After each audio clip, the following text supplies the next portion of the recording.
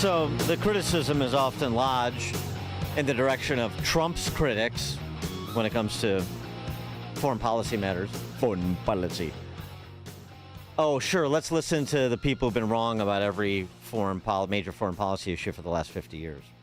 Oh, okay, that's fair. Like Biden. It's fair enough.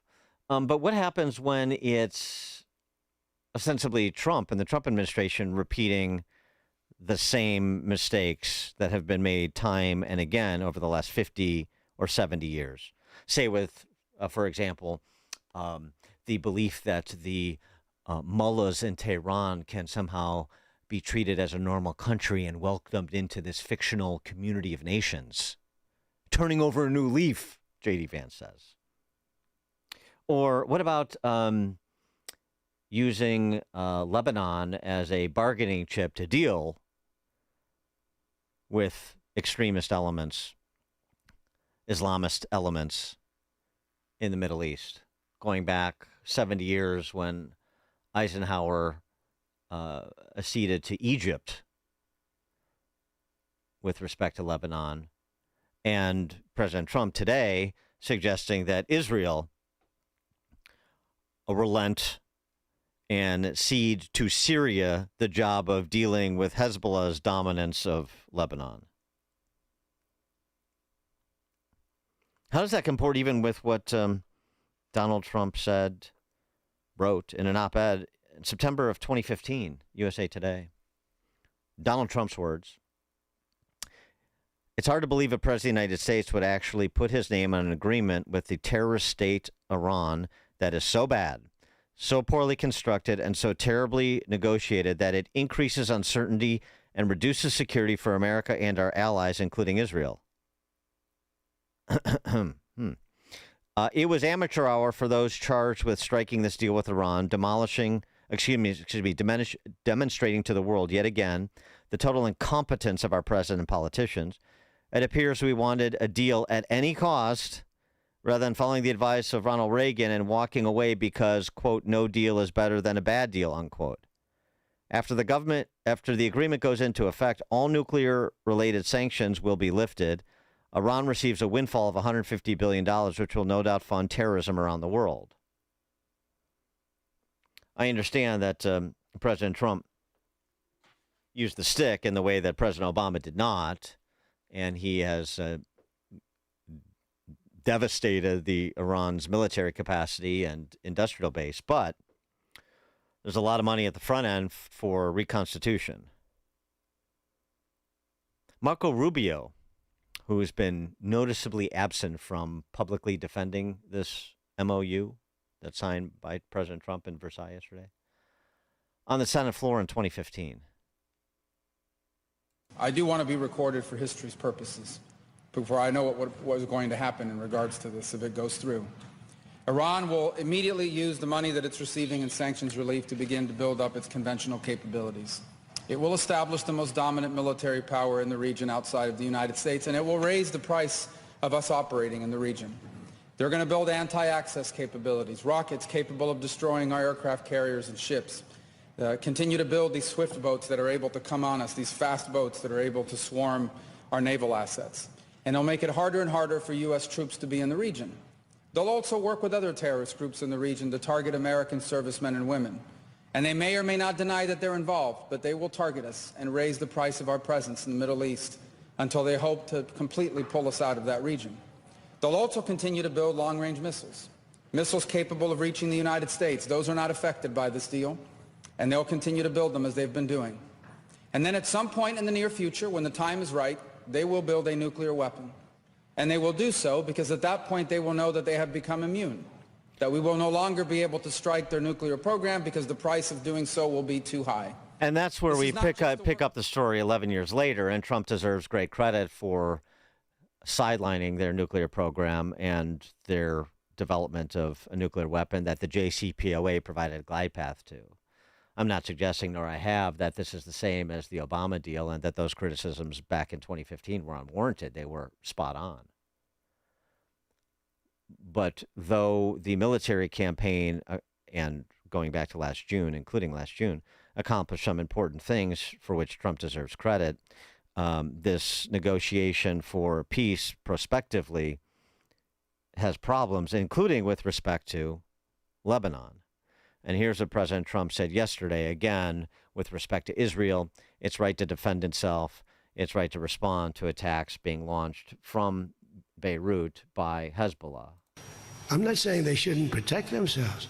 I'm saying when two drones are shot into the desert and drop harmlessly, you don't have to knock down buildings in Beirut. They could behave better. And frankly, they could do a better job. I love them as a partner. They were terrific.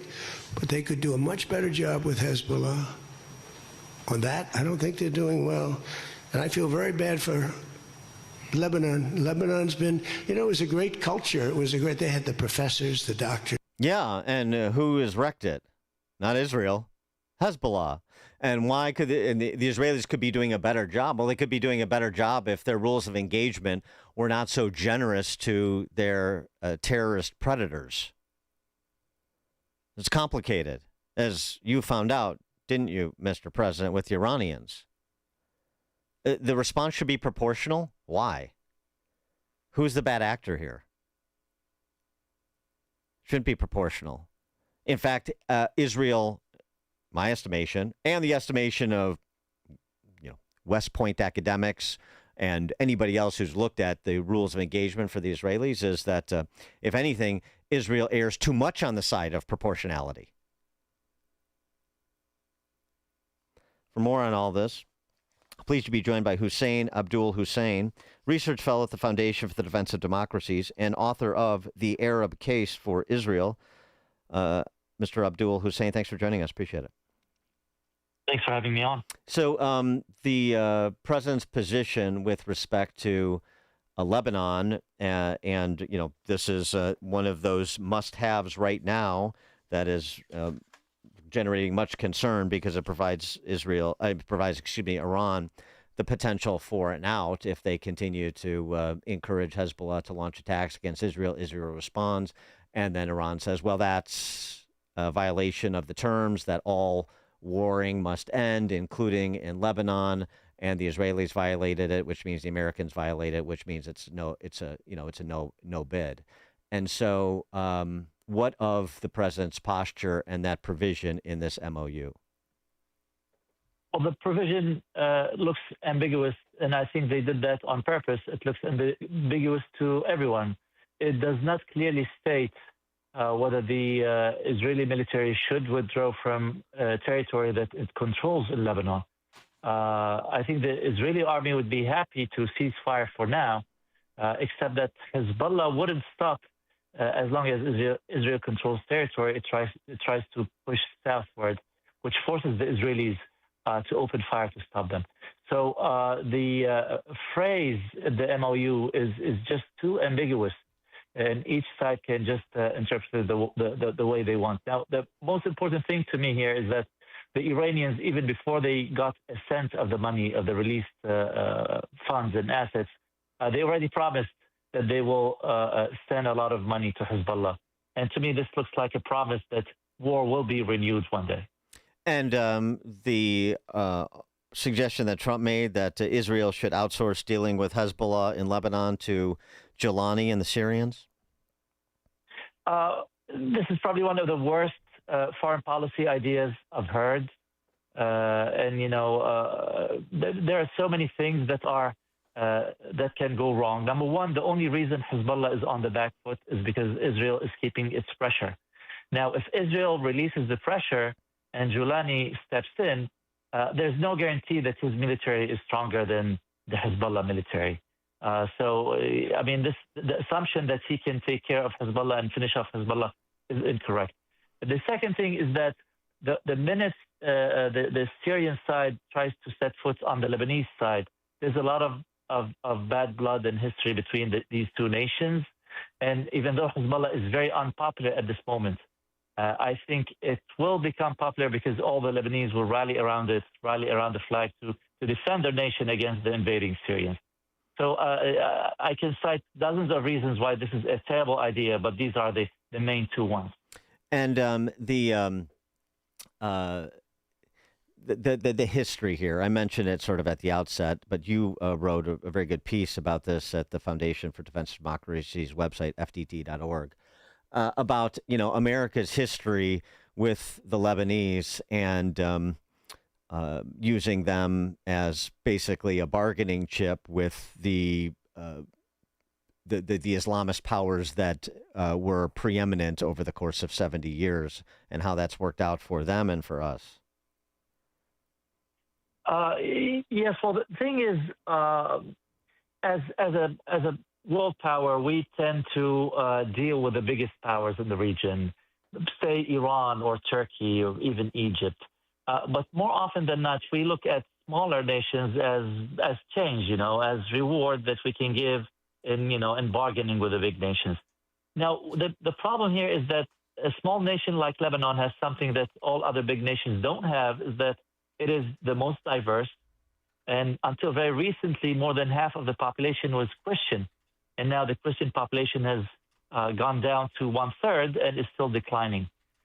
So we fail to see the importance of having Lebanon as sort of separated from the regional inferno, and we keep on pushing it. We've done this so many times. Back in the 60s, or 50s even, we handed it over to Egypt's Abdul-Nasser. In 1991, we handed it over to Syria's Hafiz Assad as a reward for Syria joining our war to eject Iraqi troops from Kuwait.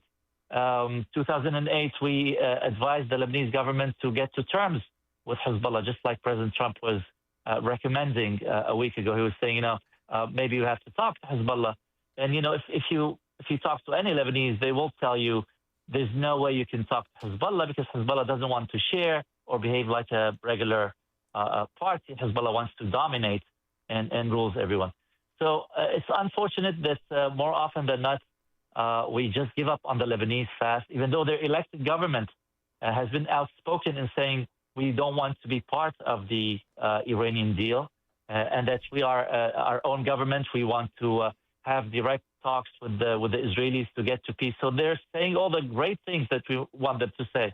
But again, when the big powers start talking, no one will listen to you. Right. And and that's the ironic thing about Trump's statements, talking about the Lebanese people and the Christian majority there, and appealing to this being a robust country with deep intellects and professionals and a desire to live as a peaceful, pluralist country. Well, but at the same time, you're putting the handcuffs on people who share the Lebanese perspective, according to the Lebanese, who are warning the West, warning the Trump administration about Hezbollah and the Iranian relationship there. And regardless of what the Iranians are saying at the negotiating table, here's what they're actually doing, and here's what they're going to do.